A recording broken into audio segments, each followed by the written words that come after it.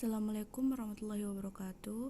Saya Agnes Milinia Putri Arwanda dengan NIM 932801520 dari Prodi Tadris IPA.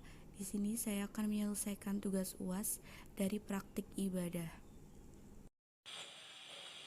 Seringkali Rasulullah Shallallahu Alaihi Wasallam mengingatkan agar kita berbakti kepada orang tua kita, memuliakan dan mengabdi kepada mereka. Sehingga jika ada anak yang durhaka kepada orang tuanya, maka ia adalah orang yang bakal sengsara di dunia dan akhirat, dan termasuk dosa yang akan didahulukan hukumannya di dunia sebelum di akhirat adalah dosa durhaka kepada orang tua. Menghadirkan makna pengabdian orang tua terhadap anak adalah memupuk benih bakti kepada orang tua. Sungguh suatu pengabdian yang tiada tandingnya. Orang tua rela sakit demi anak, tidak nyenyak tidur demi anak, dan begitu seterusnya. Perjuangan demi perjuangan beliau jalani, pengabdian demi pengabdian beliau lalui, semuanya adalah demi anak.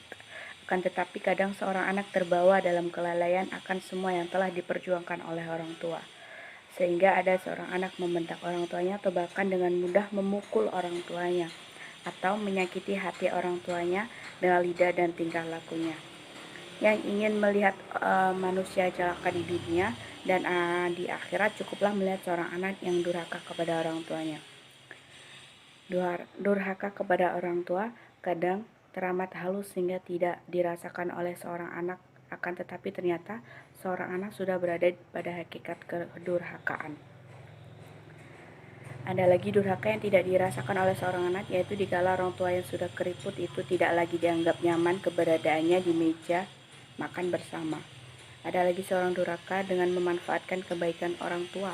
Orang tua memang mencintainya dan berjuang untuknya, menyekolahkannya hingga sang anak berhasil dan mendapatkan pekerjaan yang nyaman, bersih dengan gaji tinggi, sehingga orang tuanya tidak berubah sebagai seorang petani yang kulitnya di samping semakin hitam terbakar matahari juga semakin keriput dimakan usia. Akan tetapi keberhasilan sang anak tidak merubah keadaan orang tuanya. Bahkan mungkin seorang anak dengan tanpa hati nurani telah menjadikan sang ibu babu di rumahnya yang mencuci bajunya dan menyiapkan makan sang anak. Sungguh ini adalah anak durhaka yang susah bertaubat sehingga ia tidak sadar jika yang demikian itu adalah durhaka. Ada lagi durhaka yang tidak dirasakan oleh seorang anak, yaitu dikala orang tua yang sudah keriput itu tidak lagi dianggap nyaman. Maka seorang tua pun titut buatkan meja kecil di ruang yang agak terpisah agar tidak mengganggu, dan hanya orang durhakalah yang menganggap orang tua mengganggu. Cukuplah orang tua kita capek di saat kita masih kecil, giliran kita sudah dewasa dan orang tua kita semakin lemah, mari kita muliakan dan kita layani orang tua kita. Mengabdi berangkat dari hati yang tulus karena Allah Subhanahu wa Ta'ala, bukan hanya takut dihujat oleh masyarakatnya.